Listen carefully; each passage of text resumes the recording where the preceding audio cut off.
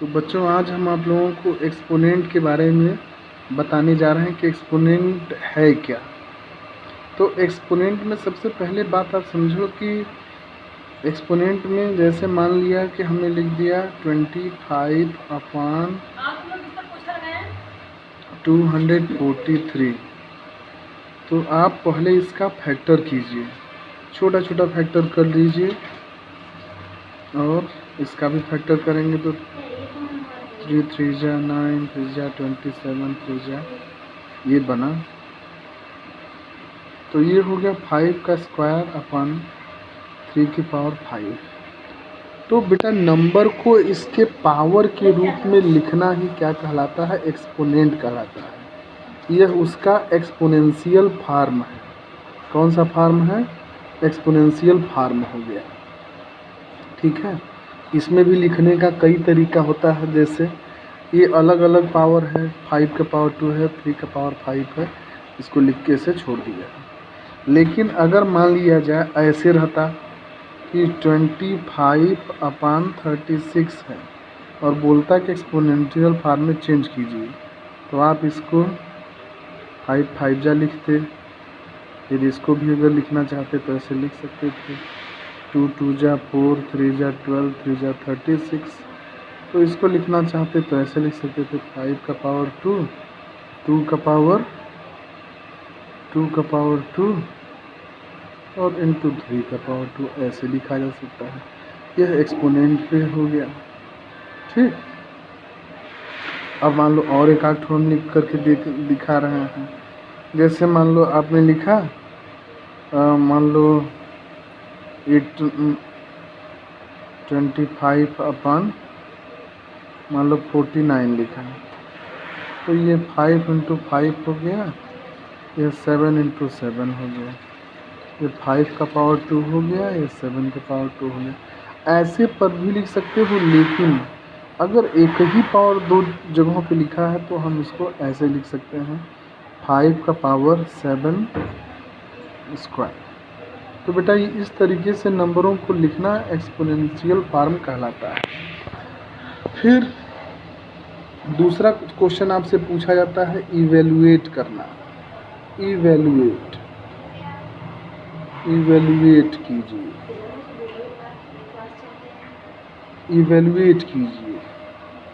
तो इवेल्युएट का मतलब, कोई भी क्वेश्चन इवेल्युएट का मतलब होता है कि उसका एक सिंगल आंसर लाइए। एक्सपोनेंट फॉर्म में नहीं, पावर के रूप में नहीं। ऐसे जैसे अगर हमने दे दिया कि इसको इवेल्युएट कीजिए, 2 का पावर ऐसे दे दिया 3।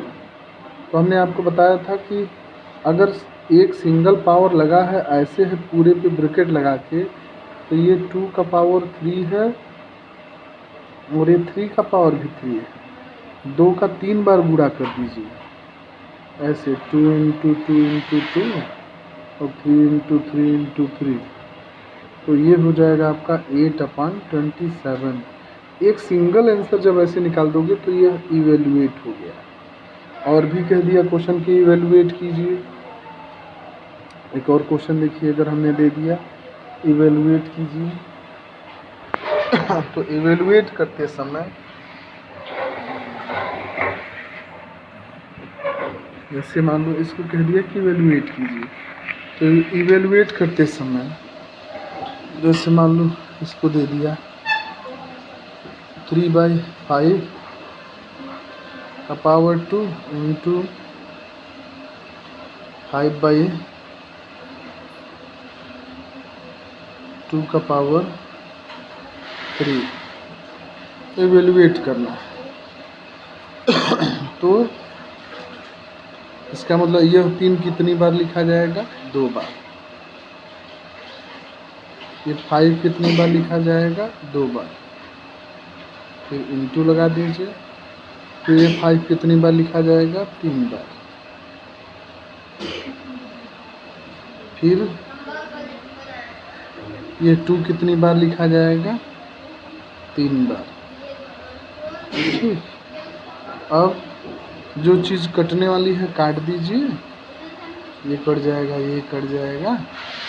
अब गुणा कर दीजिए, 3 3 जा 9, 9 5 जा 45 और 2 2 जा 4 2 जा 8, तो ये इवेल्युएट होगी। तो कुछ क्वेश्चन तो सिर्फ नॉर्मल तरीके के ऐसे पूछे जाएंगे और कुछ में स्पेशल रूल लगेगा। तो अब रूल की बात करते हैं, कौन कौन से रूल होते हैं।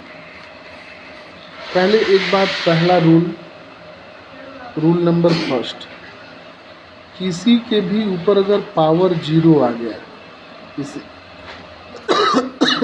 किसी ABCD के ऊपर उसकी वैल्यू 1, नंबर के ऊपर पावर 0 1, किसी के ऊपर पावर 0 अगर है तो उसका आंसर 1 होता है, पहला रूल है। दूसरा रूल ये है, ये सब पावर के रूल हैं। जैसे मान लो 1 का पावर, मान लो यहाँ पे 2 है, तो तुम इसको नीचे ले जाना चाहते हो, बटा के रूप में लिखना चाहते हो, तो ये ऐसे लिखाएगा 1/a का पावर -2। नीचे से ऊपर ले जाओगे तो साइन जो भी रहेगा उसको पलट के लिख सकते हो, यानी जैसे और भी का तो देख लो, जैसे a का पावर -3 है तो नीचे ले जाते तो a का पावर 3 हो जाता है। तो इस पर एक फार्मूला बनता है, कौन सा रूल बनता है इस पर, जो फार्मूला आपको देखने में मिलेगा, कोई भी फार्मूला अगर a का पावर, जो भी पावर यहाँ पे है अगर नीचे ले जाएंगे, ऊपर से नीचे ले जा सकते हैं, नीचे से ऊपर ले जा सकते हैं, तो ये फार्मूला ये तैयार होता है। ज़रूरत पड़ने पर इसको हम लोग ऐसे बदलते हैं। दूसरा रूल, तीसरा रूल क्या है, जैसे मान लो 2 नंबर हैं, एक पे पावर 2 का पावर 5 है और फिर सेम नंबर है लेकिन उसके ऊपर पावर कुछ अलग है। तो अगर देखो दोनों में ये चीज़ और ये चीज़ सेम है, तो पावर जो भी होगा उसको हम लोग ऐसे लिख देंगे, ऐसे जोड़ देंगे, एक कई बार इसको लिख करके 2 का पावर ऐसे आंसर क्या लिख देंगे 8।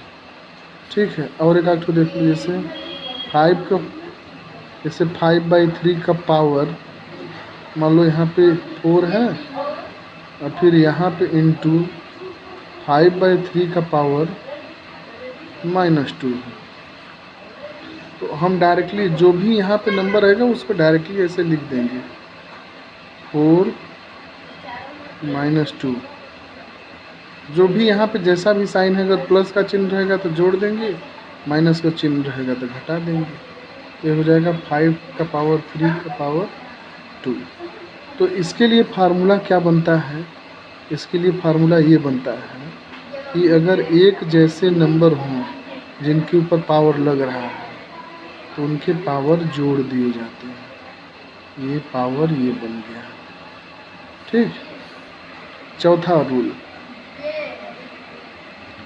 रूल ये कह रहा है कि 2 नंबर हैं, भले से वो नंबर सेम ना हो लेकिन इनके ऊपर का पावर सेम हो। ये ऐसे, यहाँ 2 का पावर 3 है, यहाँ पावर इन लोगों का सेम है, इसको हम 2 बार ऐसे लिख सकते हैं, इसका गुणा कर दो, 2 पंचे 10 और 10 का पावर 1 बार 3 लिखाएगा। ठीक है, जैसे और एक आपको एग्जांपल लिख दीजिए, 5 का पावर 4 है और 3 का पावर 4 है, तो बस डायरेक्ट गुणा करो, 5 3 15 और 15 का पावर 4 हो जाएगा। तो इसके लिए फार्मूला क्या बनता है, a का पावर m प्लस b का पावर m, पावर सेम है या नीचे के नंबर अलग अलग हैं, तो इसको डायरेक्टली हम लोग ऐसे एक कई बार गुणा करके एक बार बस पावर लगा देते हैं। ये अलग रूल है। फिर 5वां रूल है डिवीजन रूल, डिवाइड वाला रूल।